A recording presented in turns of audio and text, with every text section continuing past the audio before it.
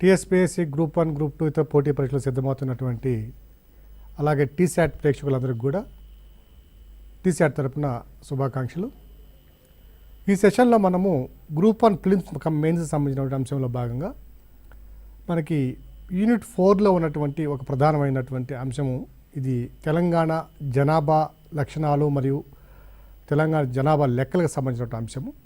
ఈ అంశంలో ప్రిలిమ్స్లో ఎటువంటి ప్రశ్నలు రావడానికి అవకాశం ఉన్నాయి, అలాగే మెయిన్స్లో ఎటువంటి ప్రశ్నలు రావడానికి అవకాశం ఉన్నాయి అనే అంశాన్ని ఇక్కడ పరిశీలిస్తే ఇక్కడ ప్రిలిమినరీ పాయింట్ ఆఫ్ వ్యూలో తప్పనిసరిగా ఒక ప్రశ్న రావడం అనేది జరుగుతుంది. అది సెక్స్ రేషియో కావచ్చు, లిటరసీ కావచ్చు, మరి ఏదైనా కావచ్చు. ఇక మెయిన్స్ పాయింట్ ఆఫ్ వ్యూలో కనుక మనం పరిశీలించినట్లయితే తెలంగాణ జనాభాలో 2011 గణన ప్రకారము వచ్చినటువంటి మార్పులను గమనించండి, లేదా తెలంగాణ జనాభా లక్షణాలను పరిశీలించండి అనే అంశం కనుక మనం ఇక్కడ రావడానికి కూడా మనకు అవకాశం ఉన్నటువంటి అంశము. ఇక్కడ ఉన్నటువంటి ముందు ప్రిలిమినరీ పాయింట్ ఆఫ్ వ్యూలో కనుక మనం పరిశీలన కనుక చూసినట్లయితే ఈ ప్రిలిమినరీ పాయింట్లో ఉన్నటువంటి కొన్ని స్టేట్మెంట్స్ లేదా సెంటెన్సెస్ మనకి మెయిన్స్లో కూడా ఆన్సర్కి ఉపయోగపడతాయి. ఇవి ఇక తెలంగాణలో ఉన్నటువంటి 2011 జనాభా లెక్కల ప్రకారము ఇది ఉమ్మడి ఆంధ్రప్రదేశ్ రాష్ట్రంలో ఉన్నప్పుడు తీసినటువంటి జనగణన. ఇందులో తెలంగాణ ప్రాంతం వర్గాన్ని మనం పరిశీలించినట్లయితే హిందువుల యొక్క జనాభా మతపరమైన జనాభాను పరిశీలించినట్లయితే 85% హిందువులు ఉంటే ముస్లిమ్స్ ఒక 12.7%, క్రిస్టియన్స్ 1.3%, అలాగే ఇతర మతాలు లేదా ఏ మతానికి చెందినటువంటి వారు వీరందరూ కూడా 0.9%గా మనం గమనించాలి. సో మతపరమైన జనాభాగా పరిశీలించినట్లయితే తెలంగాణలో అత్యధికంగా 85% జనాభాతో హిందువులు అత్యధికంగా ఉన్నటువంటి లక్షణాన్ని మనం ఇక్కడ గమనించవచ్చు. ఇక భాషాప్రదమైన ప్రాతిపదికన మనం కనుక చూసినట్లయితే తెలుగు మాట్లాడేవారి జనాభా 77%గా ఉంటే ఉర్దూ మాట్లాడేవారి జనాభా 12%, అలాగే ఇతర భాషలు గుజరాతీ, ఒరియా, కన్నడ, తమిళ్ ఇలాంటి ఇతర భాషలు మాట్లాడేవారి శాతము ఒక 11%గా మనం గమనించాలి.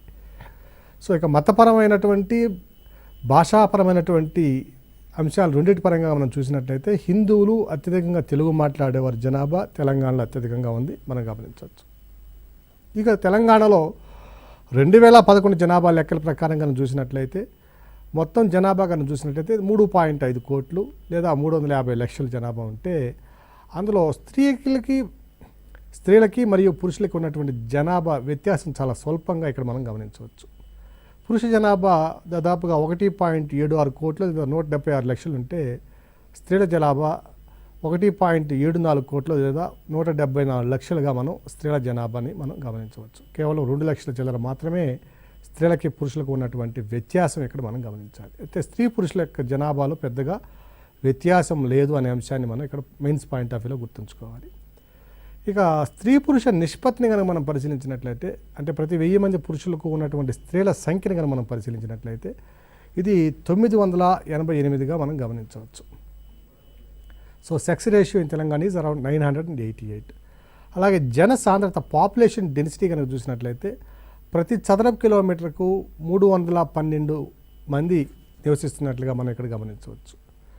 ఇక డికేడల్ గ్రోత్ రేట్ కనుక మనం పరిశీలిస్తే అంటే దశ వార్షిక వృద్ధి రేటు అంటే 2001 జనాభా లెక్కల నుంచి 2011 జనాభా లెక్కలకి మధ్య ఉన్నటువంటి 10 సంవత్సరాల కాలంలో మనకి జనాభాలో పెరుగుదల కనుక చూసినట్లయితే ఆ రేటు వచ్చి 13.58%గా మనం ఇక్కడ గమనించాలి. అంటే ఒక 100 మంది జనాభా ఉంటే దానికి మళ్ళీ అదనంగా 13.5 మంది యాడ్ అవుతున్నట్టుగా మనం ఇక్కడ గమనించాలి.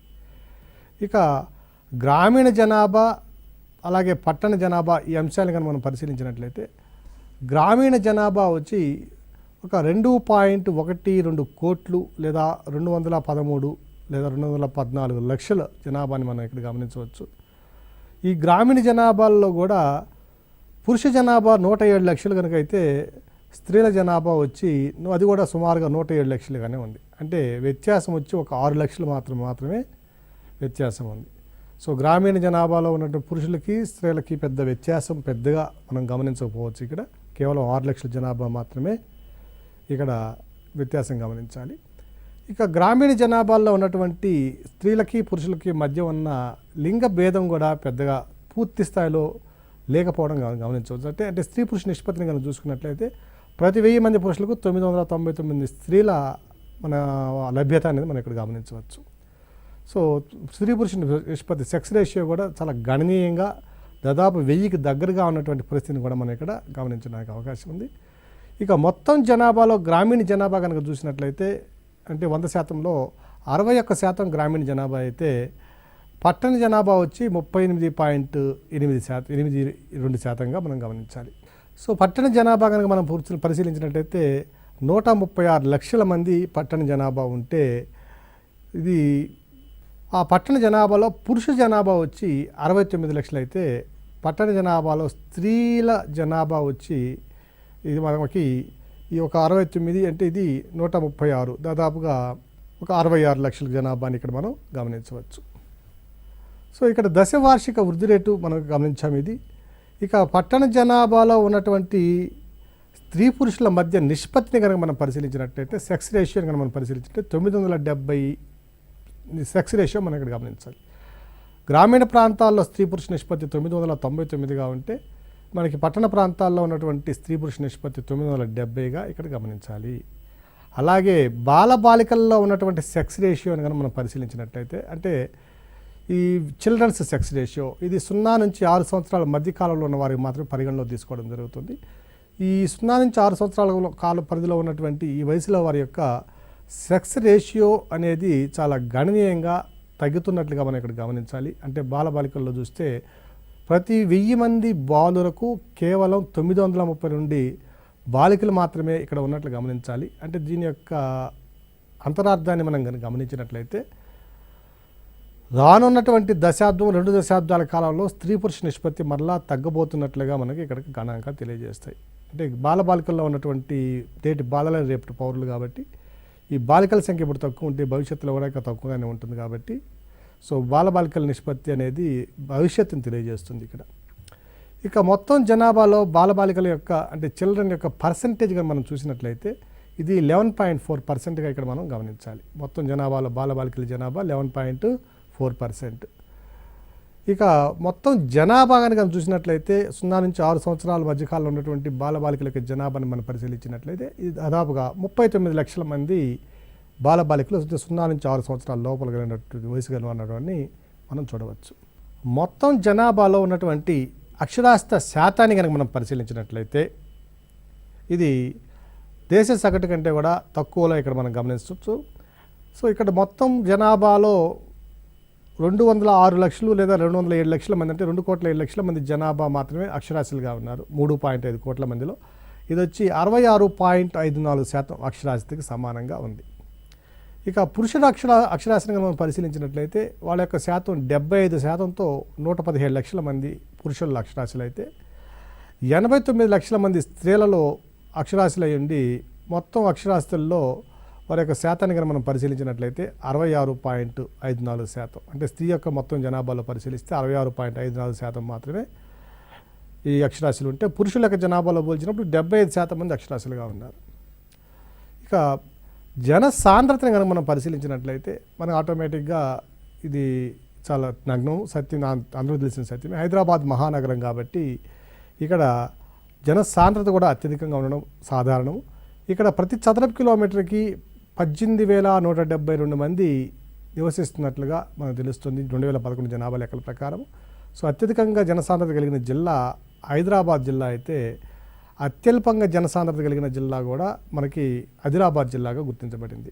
కేవలం 170 మంది వ్యక్తులతో చదరపు కిలోమీటర్కి అత్యల్ప జనసాంద్రత కలిగిన జిల్లాగా మనం ఇక్కడ గమనించాలి. సో ఇక్కడ మనం మెయిన్స్ పాయింట్ ఆఫ్ వ్యూలో వచ్చినప్పుడు ఈ ప్రశ్న ఈ విధంగా అడగడానికి అవకాశం ఉంది. తెలంగాణ జనాభా లక్షణాల్లో వస్తున్న మార్పుల్ని గమనించండి అన్నప్పుడు మనము ముందుగా మొట్టమొదటిగా ఇక్కడ మొత్తం జనాభా ఎంతమంది ఉన్నారో రాస్తూ ఫస్ట్ పాయింట్ వచ్చి హిందువులు 85% కాగా ముస్లింలు 12.7%తో రెండవ స్థానంలో ఉన్నారు. క్రిస్టియన్స్ చాలా స్వల్ప పరిధిలో మనం ఇక్కడ గమనించవచ్చు. ఒక స్టేట్మెంట్ అక్కడికి అయిపోతుంది. ఇక భాషాపరమైనటువంటి జనాభా గణాంకాలను పరిశీలించినట్లయితే తెలుగు మాట్లాడే వారి జనాభా 77% అధికంగా ఉంటే ఉర్దూ మరియు ఇతర భాషలు మాట్లాడే వారి జనాభా 23%గా ఉంది అనే ఒక రెండవ మనం స్టేట్మెంట్ రాయడానికి అవకాశం ఉంది.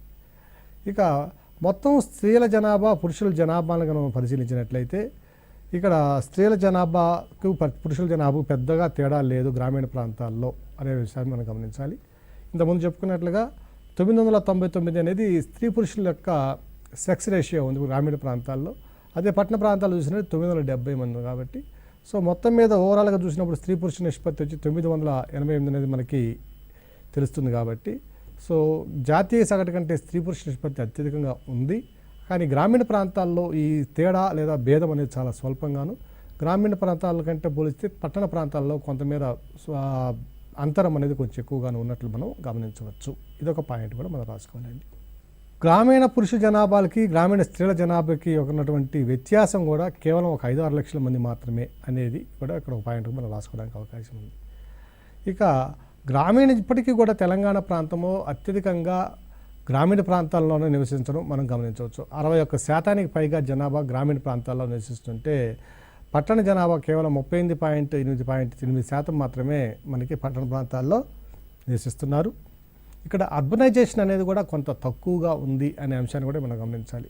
అర్బనైజేషన్ విషయంకి వచ్చేసరికి మనకి 5,000 కంటే ఎక్కువ జనాభా కలిగినటువంటి ఏ ప్రాంతమైనా కూడా అది మన సెన్సస్ టౌన్ కావచ్చు లేదా అర్బనైజేషన్లో క్లాస్ 6 టౌన్ కావడానికి అవకాశం ఉంది. సో ఈ క్లాస్ 6 టౌన్స్ అనేవి కూడా తక్కువగానే మనం గమనించవచ్చు. ఇటువంటి అర్బనైజేషన్ ప్రాసెస్ అనేది మనకి తెలంగాణ కంటే కూడా తమిళనాడులో అత్యధికంగా అర్బనైజేషన్ జరిగినటువంటి పరిస్థితి మనం సౌత్ ఇండియాతో పాటుగా భారతదేశం మొత్తం మీద కూడా మనం గమనించవచ్చు. సో ఇక్కడ పట్టణ జనాభా 38.8% ఉందనే అంశంతో పాటు ఇక బాలబాలికల జనాభా అంశాన్ని కనుక మనం పరిశీలించినట్లయితే 0 నుంచి 6 సంవత్సరాల మధ్య వయసు కలిగినటువంటి బాలబాలికల జనాభా దాదాపుగా 39 లక్షలు ఉంటే ఇది మొత్తం జనాభాలో 11.4%గా ఉంది అనే అంశాన్ని మనం తప్పనిసరిగా ఇక్కడ ఒక పాయింట్గా రాసుకోవాలి. ఇక బాలబాలికల్లో స్త్రీ పురుషుల నిష్పత్తి కనుక మనం పరిశీలించినట్లయితే మొత్తము 932 మాత్రమే మన ఇక్కడ బాలబాలికల నిష్పత్తిగా ఉంది. అంటే భవిష్యత్తులో బాలబాలికల నిష్పత్తే మనకి స్త్రీ పురుష నిష్పత్తిగా ప్రతిబింబించబడుతుంది, రిఫ్లెక్ట్ అవుతుంది. కాబట్టి భవిష్యత్తులో మరలా స్త్రీ పురుష నిష్పత్తి సెక్స్ రేషియో తగ్గడానికి అవకాశం ఉంది అనే అంశాన్ని కూడా మనం ఇక్కడ తప్పనిసరిగా రాయాలి.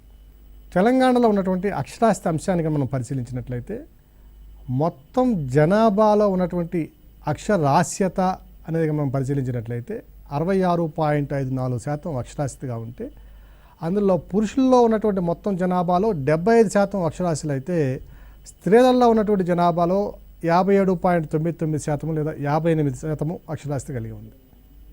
సో అక్షరాస్యత పరంగా తెలంగాణలో మనకి ఇంకా స్త్రీలు చాలా వెనుకబడినటువంటి పరిస్థితి, అలాగే పురుషుల్లో కూడా మరింత అక్షరాస్యత పెరగవలసిన అంశము అనే ఉంది, పెరగవలసిన అవసరం ఉంది అనే అంశాన్ని కూడా మనం ఇక్కడ గమనించాలి. ఈ పాయింట్ను కూడా మనం మెయిన్స్ పాయింట్లో ఆన్సర్లో రాసుకోవాలి. ఇక జనసాంద్రత పరంగా చూసినట్లయితే అత్యధిక జనసాంద్రత కలిగిన జిల్లా హైదరాబాదు, అత్యల్ప జనసాంద్రత కలిగిన జిల్లా మనకి ఆదిలాబాద్గా మనం ఇక్కడ గమనించాలి. ఇక పురుష జనాభాల్లోనూ పట్టణ జనాభాల్లోనూ అలాగే స్త్రీల జనాభాల్లోనూ ఉన్నటువంటి అంతరాన్ని కనుక మనం పరిశీలించినట్లయితే పట్టణ పురుష జనాభా మొత్తం జనాభాలో 69 లక్షలుగా ఉంటే మొత్తం జనాభా 136 లక్షలుగా ఉంది. సో మిగిలింది మనకి స్త్రీల జనాభా అనే అంశాన్ని మనం ఇక్కడ గణించి రాసుకోవాల్సిన అవసరం ఉంది. పట్టణ జనాభా 38.8%గా ఉంది. బాలబాలికల జనాభా చూసినట్లయితే 11.4% అయితే వీళ్ళ యొక్క సెక్స్ రేషియో అనేది 932 తక్కువగా ఉందనే అంశాన్ని కూడా మనం మెయిన్స్ పాయింట్ ఆఫ్ వ్యూలో రాసుకోవాల్సిన అవసరం ఉంది. ఇక తెలంగాణ జనాభా లక్షణాల్లో వస్తున్నటువంటి మార్పులను కనుక మనం పరిశీలించినట్లయితే ఇది వృద్ధి రేటు అనేది ఒక ప్రధానమైన అంశము. ఇక్కడ కొన్ని సంవత్సరాలలో ఉన్నటువంటి వృద్ధి రేట్లు మనం తప్పనిసరిగా గుర్తుంచుకోవాల్సిన అవసరం ఉంది. 1901-11 మధ్యకాలంలో చూసినట్లయితే వృద్ధి రేటు 21.67% ఉంటే 1911-21 మధ్య వృద్ధి రేటు 3.79%గా ఉంది. ఇక 1921-31 మధ్యకాలంలో ఉన్నటువంటి వృద్ధి రేటుని కనుక చూసుకున్నట్లయితే 16.2%. ఇక 1931-41 మధ్యకాలంలో చూసినట్లయితే 15.04%.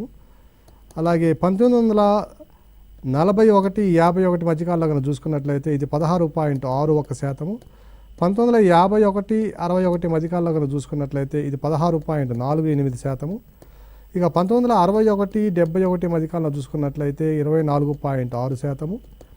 అలాగే 1971-81 మధ్యకాలంలో చూస్తే ఇది 27.59%.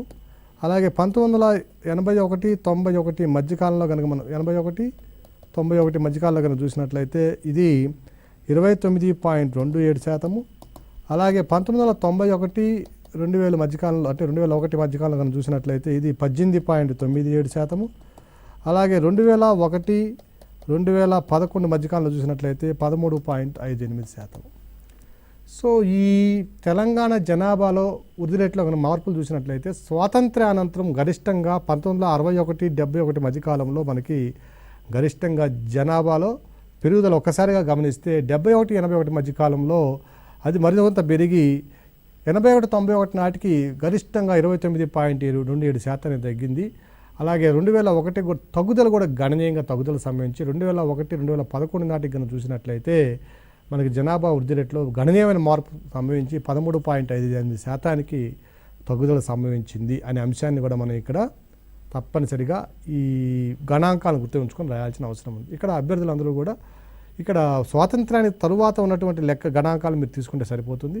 1951, 61లో 1, తర్వాత 61, 71 1, తర్వాత వీలుంటే ఈ 71, 81 లేదా 81, 91, తర్వాత 2001, 2011 ఈ మధ్య గణాంకాలను తీసుకొని ఆ గణాంకాలను రాసి మీరు ఈ మార్పుని కనుక చర్చించినట్లయితే మాత్రం మీకు తప్పనిసరిగా ఒక పాజిటివ్గా మనకి మార్క్స్ రావడానికి అవకాశం ఉన్నటువంటి పరిస్థితి మనం అందరం కూడా ఇక్కడ గమనించాలి. ఇక స్త్రీ పురుష నిష్పత్తిలో వచ్చినటువంటి మార్పును కనుక మనం చూసినట్లయితే 1991లో స్త్రీ పురుష నిష్పత్తి 967 ఉంటే 2001లో వచ్చినటువంటి స్త్రీ పురుష నిష్పత్తి 971 అయితే 2011లో వచ్చినటువంటి స్త్రీ పురుష నిష్పత్తి 988గా ఉంది. సో 91 నుంచి 2011 నాటికి గమనించినట్లయితే స్త్రీ పురుష నిష్పత్తిలో గణనీయమైనటువంటి ప్రగతిని మనం ఇక్కడ గమనించడానికి అవకాశం ఉంది. సో ఈ అంశాన్ని కూడా మీ గణాంకాలతో రాసినప్పుడు మాత్రమే మార్కులు రావడానికి అవకాశం ఉంది. ఇక చైల్డ్ సెక్స్ రేషియో కనుక మనం పరిశీలించినట్లయితే ఇంతకుముందు ఇది ఆల్రెడీ డిస్కస్ చేస్తున్నాము. దీన్ని కూడా మరొకసారి పరిశీలించినట్లయితే 2001లో చైల్డ్ సెక్స్ రేషియో 957 ఉన్నట్లయితే 2011 నాటి చైల్డ్ సెక్స్ రేషియో 932 తగ్గిపోవడం జరిగింది. సో చైల్డ్ సెక్స్ రేషియోలో తగ్గుదల అనేది ఆయా ప్రాంతాలలో లేదా ఆయా భౌగోళిక స్వరూపాల్లో వస్తున్నటువంటి ఒక వినాశకరమైనటువంటి మార్పు. భవిష్యత్తులో దీని ద్వారా అనేక శాంతి భద్రతల సమస్యలు తలెత్తడానికి అవకాశం ఉన్నది అనే అంశాన్ని కూడా మనం ఇక్కడ గమనించాలి. సో 2011 నాటికి 932కి బాలబాలికల నిష్పత్తి తగ్గిపోవడం అనేది దారుణమైన ఒక అంశాన్ని కూడా ఇక్కడ మనం గమనించాలి. ఇక మరొక అంశాన్ని కనుక మనం పరిశీలించినట్లయితే అక్షరాస్యతలో మార్పు అనే అంశాన్ని కూడా మనం పరిశీలించినట్లయితే 2011 జనాభా లెక్కల ప్రకారము మనకి 66.54% అక్షరాస్యత ఉంటే దాంట్లో మేల్ లిటరసీ పురుషుల్లో అక్షరాస్యత వచ్చి 75.04% గాను, ఇక ఫిమేల్ లిటరసీ అనేది కనుక మనం చూసినట్లయితే 57.99%గా ఉందని మనం ఇప్పుడే చర్చించుకున్నాం. ఇక హయ్యెస్ట్ లిటరసీ రేట్స్కి లోయెస్ట్ లిటరసీ రేట్స్ కూడా చాలా గ్యాప్ ఉన్నట్లుగా మనం ఇక్కడ గమనించాలి. సో అత్యధికంగా మనకి అక్షరాస్యత ఉన్నటువంటి జిల్లా కనుక మనం చూసినట్లయితే హైదరాబాదు మహానగరం కాబట్టి క్యాపిటల్ కాబట్టి ఇక్కడ సాధారణంగానే 83.25% అక్షరాస్యత ఉన్నది. ఇది కూడా ఇంకా పూర్తి స్థాయిలో పెరగవలసిన అవసరం కూడా ఉన్నది. ఇక రెండవ స్థానంలో కనుక చూసినట్లయితే అత్యల్పంగా ఉన్నటువంటి అక్షరాస్యత కనుక మనం పరిశీలించినట్లయితే ఇది మహబూబ్ నగర్లో ఇప్పటికీ కూడా వెనకబడిన జిల్లాగా గుర్తింపు పొందుతూ అక్షరాస్యత విషయంలో కూడా చాలా తక్కువ స్థాయిలో మనకి అక్షరాస్యత కలిగినటువంటి జిల్లా మహబూబ్ నగర్ జిల్లాగా మనం గమనించాలి. 55% మాత్రమే ఇక్కడ ఉంది. ఇక కొత్త జిల్లాల ప్రకారం కనుక మనం చూసినట్లయితే సో హయ్యెస్ట్ కనుక మనం చూసినట్లయితే అత్యధికంగా అక్షరాస్యత ఉన్న జిల్లా కనుక మనం చూసినట్లయితే మొదటిది హైదరాబాదు 83% అయితే రెండవది మేడ్చల్ జిల్లాలో రెండవ అత్యధికంగా 82%, మూడవది వచ్చి మనకి వరంగల్ అర్బన్ అంటే పట్టణ ప్రాంతంలో ఉన్నటువంటి వరంగల్ అర్బన్ ప్రాంతంలో మనం చూసినట్లయితే 76%, ఇక నాలుగో స్థానంలో రంగారెడ్డి 72%. సో ఇవి అత్యధికంగా కొత్త జిల్లాల ప్రకారం అక్షరాస్యత కలిగిన జిల్లాలు. హైదరాబాద్ 83, మేడ్చల్ 82, వరంగల్ అర్బన్ 76, అలాగే రంగారెడ్డి 72%. ఇక లోయెస్ట్ కనుక అత్యల్పంగా ఉన్నటువంటి అక్షరాస్యత కలిగిన జిల్లాలను కనుక మనం పరిశీలించినట్లయితే ఒకటిది గద్వాలు చాలా వెనకబడినటువంటి ప్రాంతంగా ఉంది. ఇప్పటికి కూడా గద్వాల్ జిల్లా ఇది 49.9% అంటే సుమారు 50% కంటే కూడా ఇంకా తక్కువగానే ఉన్నటువంటి పరిస్థితి. ఇక రెండవది నాగర్ కర్నూలు కనుక చూసినట్లయితే ఈ జిల్లాలో ఉన్నటువంటి అక్షరాస్యత 54%. ఇక మూడవది వనపర్తి, ఈలో కూడా 55%గా అక్షరాస్యత మనం గమనించవచ్చు. ఇక మెదక్ కనుక చూసినట్లయితే దీంట్లో అక్షరాస్యత శాతము 56%గా మనం గమనించాలి. 56 మెదక్. ఇక ఈ లిటరసీ రేట్స్ కనుక మనం పరిశీలించినట్లయితే దీంట్లో వచ్చినటువంటి మార్పులు ఏ విధంగా ఉన్నాయనే అంశాన్ని కనుక మనం పరిశీలించినట్లయితే 1991లో అభ్యర్థులు చాలా తప్పనిసరిగా గుర్తుపెట్టుకోవాల్సిన అంశం ఇది. 91లో 30.4% ఉన్నటువంటి అక్షరాస్యత, చాలా దారుణమైనటువంటి పరిస్థితి ఆ రోజు. ఇక రెండవది 2001లో 58% ఉంది. అంటే మెరుగు చాలా గణనీయమైన ప్రగతిని సాధించింది. 30 నుంచి 58 అంటే 28% పెరుగుదల, ఇంకా ఎక్కువ పెరుగుదల శాతంగా చూసినట్లయితే. ఇక 2011 కనుక మనం చూసినట్లయితే 66.54%. సో ఇక్కడ అత్యధికంగా అక్షరాస్యతలో పెరుగుదల 1991-2001 మధ్యకాలంలో 58% పెరగడం మనం ఇక్కడ గమనించాలి. అలాగే 2011 నాటికి 66.54% పెరుగుదల గమనించాలి. ఇక్కడ పెరుగుదల శాతం అత్యధికంగా నమోదు చేసుకుంటున్నప్పటికీ 1991 నుంచి ఈ పెరుగుదల కూడా మరింత గణనీయంగా పెరగవలసిన అవసరం ఉన్నది అనే అంశాన్ని మనం ఈ గణాంకాలను బట్టి గమనించుకోవచ్చు. ఇక సోషల్ కాంపోజిషన్లో వస్తున్నటువంటి మార్పులను మనం పరిశీలించినట్లయితే ఎస్సీ మరియు ఎస్టీ జనాభాలో వచ్చిన మార్పులను కనుక మనం పరిశీలించినట్లయితే సుమారుగా 54 లక్షల మంది జనాభా మనం ఎస్సీ జనాభాలో గమనించవచ్చు. ఇక ఎస్టీ పాపులేషన్ కనుక చూసినట్లయితే ఇది మొత్తం జనాభాలో 9.08% ఉంటే ఇది 32,86,928 మంది, అంటే దాదాపుగా 33 లక్షల జనాభా ఎస్టీ పాపులేషన్లో గమనించవచ్చు. సో మొత్తం జనాభాలో ఒక 24.5% ఎస్సీ ఎస్టీ జనాభా కలిసి మనం గమనించవచ్చు. ఇక మరొక ప్రధానమైన అంశం ఏమిటంటే 2011 జనాభాలో వచ్చినటువంటి గణనీయమైన మార్పు ఏమిటంటే ఎస్టీ జనాభాలో స్వల్పమైనటువంటి పెరుగుదల గమనించింది. ఇక్కడ 1981 మధ్య కాలంలో వచ్చినటువంటి మార్పులను కనుక మనం పరిశీలించినట్లయితే 1961లో 8.19% ఉన్నటువంటి ఎస్టీ జనాభా 1981 నాటికి వచ్చేసరికి ఇది 9.08% పెరుగుదల గమనించింది. అంటే దాదాపుగా ఒక 2% మేర ఈ ఎస్టీ జనాభాలో పెరుగుదల మనం గమనించవచ్చు. అలాగే 2011 నాటికి చూసినట్లయితే ఇది 9.8% నుంచి మరింత పెరగడం మనం గమనించవచ్చు. సో 1961 నుంచి 2011 మధ్య ఎస్టీ జనాభాలో పెరుగుదల చోటు చేసుకున్నది అనే అంశం కూడా జనాభా లక్షణాల్లో వచ్చినటువంటి మార్పుగా మనం ఇక్కడ పరిగణించాలి. ఇక హయ్యెస్ట్ పాపులేషన్ కనుక మనం చూసుకున్నట్లయితే ఎస్సీ పాపులేషన్లో కానీ ఎస్టీ పాపులేషన్లో కానీ చూసినట్లయితే ఎస్టీ పాపులేషన్లో హయ్యెస్ట్ పాపులేషన్ వచ్చినటువంటి జిల్లా ఏమిటంటే భద్రాద్రి కొత్తగూడెం జిల్లా. సో భద్రాద్రి కొత్తగూడెం జిల్లా ఎస్టీ జనాభాలో మొట్టమొదటి స్థానంలో ఉన్నటువంటి జిల్లా భద్రాద్రి కొత్తగూడెం అయితే, రెండవది మహబూబాబాద్ జిల్లా ఎస్టీ జనాభాలో రెండవ అత్యధిక జనాభా కలిగినటువంటి జిల్లాగా మనం గమనించాలి. ఇక లోయెస్ట్ ఎస్టీ జనాభా అంటే అత్యల్ప ఎస్టీ జనాభా కలిగినటువంటి జిల్లాలను కనుక మనం పరిశీలించినట్లయితే ఒకటి ఆలంపూర్ జోగులాంబ జిల్లా కనుక మనం పరిశీలించినట్లయితే ఇందులో అత్యల్పంగా జోగులాంబ జిల్లాలో కేవలం 9,376తో ఎస్టీ జనాభా స్వల్పంగా ఉన్నటువంటి జిల్లా. రెండవది కరీంనగర్ జిల్లాలో రెండవ అత్యల్పంగా ఎస్టీ జనాభా కలిగినటువంటి జిల్లా. ఇది 12,799 మంది మాత్రమే కరీంనగర్లో ఉన్నటువంటి జనాభా మనం గమనించాలి. ఈ శ్రామిక జనాభాని కనుక మనం పరిశీలించినట్లయితే 2011 జనాభా లెక్కల ప్రకారం రాష్ట్ర వ్యాప్తంగా ఉన్నటువంటి మొత్తం జనాభాలో 163 లక్షల మంది శ్రామిక జనాభాని మనం గమనించవచ్చు. ఓకే, ఇక్కడ మెయిన్ వర్కర్స్ అనే ఒక అంశాన్ని కనుక మనం పరిశీలించినట్లయితే అంటే ఉపాధి పూర్తి స్థాయిలో పొందుతున్నటువంటి వాళ్ళని మెయిన్ వర్కర్స్గా మనం గమనించినట్లయితే ఇక్కడ ఏదైనా ఒక ఆర్థిక కార్యకలాపాల్లో నిమగ్నమయ్యి సంవత్సరంలోని 365 రోజుల్లో మొత్తం మీద 183 రోజుల కంటే కనుక ఎక్కువ రోజులు కనుక ఆ వ్యక్తి కనుక ఉపాధిని పొందితే ఆయన మెయిన్ వర్కర్గా మనం గమనించవచ్చు. ఇక మొత్తం తెలంగాణ జనాభాలో ఉన్నటువంటి శ్రామిక జనాభాలో అంటే 163 లక్షల మందిలో కనుక మనం పరిశీలించినట్లయితే ఈ 183 రోజుల కంటే అధికంగా ఉపాధిని పొందుతున్న జనాభాని మనం పరిశీలించినట్లయితే వీళ్ళ యొక్క సంఖ్య 137.2 లక్షలుగా మనం గమనించవచ్చు ఇక్కడ. సో ఇది కూడా ఒక జనాభా లక్షణంగా మనం ఇక్కడ గమనించాలి. ఇక ఇక మార్జినల్ వర్కర్స్ అనేది ఒక పదం కూడా ఉంటుంది.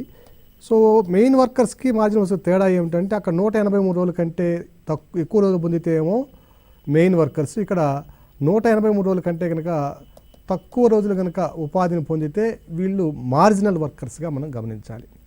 ఇక రాష్ట్రంలో ఉన్నటువంటి టోటల్ మార్జినల్ వర్కర్స్, మొత్తం మార్జినల్ శ్రామికుల సంఖ్యను కనుక మనం పరిశీలించినట్లయితే వీళ్ళ యొక్క సంఖ్య 26 లక్షల దాకా ఉన్నట్టుగా మనం గమనిస్తున్నాం. 26 లక్షలు మార్జినల్ వర్కర్స్ ఉన్నారు ఇక్కడ. ఇక వీళ్ళలో ఎస్సీలలో ఎంతమంది మార్జినల్ వర్కర్స్ ఉన్నారు, ఎస్టీలలో ఎంతమంది మార్జినల్ వర్కర్స్ ఉన్నారనే అంశాన్ని మనం పరిశీలించినట్టయితే ఎస్సీలో 4.96 లక్షలు, ఇక ఎస్టీల్లో వచ్చి 2.93 లక్షల మంది మార్జినల్ వర్కర్స్గా ఉన్నారు ఇక్కడ. ఇక కల్టివేటర్స్ కనుక వ్యవసాయదారులు కనుక మనం చూసినట్లయితే వ్యవసాయదారులు వీళ్ళు 31.5 లక్షల మంది ఫార్మర్స్ ఉన్నారు ఇక్కడ మన తెలంగాణ ప్రాంతంలో. ఇక అదర్ వర్కర్స్ కనుక చూసినట్లయితే శ్రామిక శక్తిలో మిగిలిన పనులు చేసుకునేటువంటి మిగిలిన పని చేసే జనాభా సంఖ్యని కనుక మనం పరిశీలించినట్లయితే ఇది మొత్తం వచ్చి 64.99 లక్షల మంది ఇక్కడ వ్యవసాయేతర కార్మికులుగా మనం ఇక్కడ గమనించాలి. ఇక నాన్ వర్కర్స్ అనే మనం కనుక చూసినట్లయితే అంటే ఏ పని చేయని వాళ్ళు అనేది కూడా మనకి చూసినట్లయితే 186 లక్షల మంది నాన్ వర్కర్స్ కూడా మనం గమనించవచ్చు. మనకి ఎగ్జామినేషన్ పాయింట్ ఆఫ్ వ్యూలో శ్రామిక శక్తి మాత్రమే ఒకటి మనం పరిగణలో తీసుకోవాలి. ఇక largest number of main workers ఏదైతే ఉన్నారో 137 లక్షల మంది మెయిన్ వర్కర్స్, అంటే 183 రోజుల కంటే ఎక్కువ ఉండేవాళ్ళు కనుక చూసినట్లయితే ఈ మెయిన్ వర్కర్స్ అత్యధికంగా ఉన్నటువంటి జిల్లా ఒకటి రంగారెడ్డి జిల్లా, రెండవది వచ్చి మహబూబ్ నగర్ జిల్లా. మహబూబ్ నగర్ మార్జినల్ వర్కర్స్ కనుక చూసినట్లయితే లార్జెస్ట్ మార్జినల్ వర్కర్స్ ఉన్నటువంటి ఈ కార్మికులను కనుక మనం చూసినట్లయితే సో ఈ మార్జినల్ వర్కర్స్ అత్యధికంగా ఉన్నటువంటి మన జిల్లాను కనుక మనం పరిశీలించినట్లయితే ఒకటి రంగారెడ్డి, రెండవది వచ్చి హైదరాబాదు. సో మార్జినల్ వర్కర్స్ అత్యధికంగా ఉన్నటువంటి జిల్లాలను మనం చూసినట్లయితే రంగారెడ్డి, హైదరాబాదు. సో ఈ విధంగా మనకి భారతదేశంలో అలాగే తెలంగాణలో ఉన్నటువంటి జనాభా లక్షణాలను పరిశీలించడానికి అనే ప్రశ్న రావడానికి అవకాశం ఉంది. కాబట్టి మనము ఇప్పుడు ఏ అంశాలు అయితే చర్చించామో జనాభా లక్షణాలకు సంబంధించినటువంటి లేదా జనాభాలో లక్షణాలు వస్తున్న మార్పులను చర్చించింది అన్నప్పుడు మనం చర్చించినటువంటి అంశాలన్నింటినీ కూడా పరిగణలో తీసుకొని సుమారు ఒక 15 నుంచి 20 పాయింట్స్ కనుక మనం గణాంకాలతో సహా పూర్తిగా నీట్గా కనుక ఒక్కొక్క పాయింట్ వైజ్గా రాసుకుని వచ్చినట్లయితే మనకి ఆన్సర్ అద్భుతంగా తయారవడానికి అవకాశం ఉంది. ఇది కూడా రావడానికి స్కోప్ అధికంగా ఉన్నటువంటి ప్రశ్న. జనాభా లక్షణాల్లో వస్తున్న మార్పులు అనేవి ఇప్పుడు డైనమిక్గా ఉంటుంది కాబట్టి దీన్ని కూడా మనం తప్పనిసరిగా దీని మీద కాన్సన్ట్రేట్ చేసి మెయిన్స్ పాయింట్ ఆఫ్ వ్యూలో ఒక ప్రశ్నకి దానికి ఆన్సర్ని అభ్యర్థులందరూ కూడా తయారు చేసుకోవాలని మీ అందరినీ కూడా అభ్యర్థిస్తున్నాం. ధన్యవాదాలు.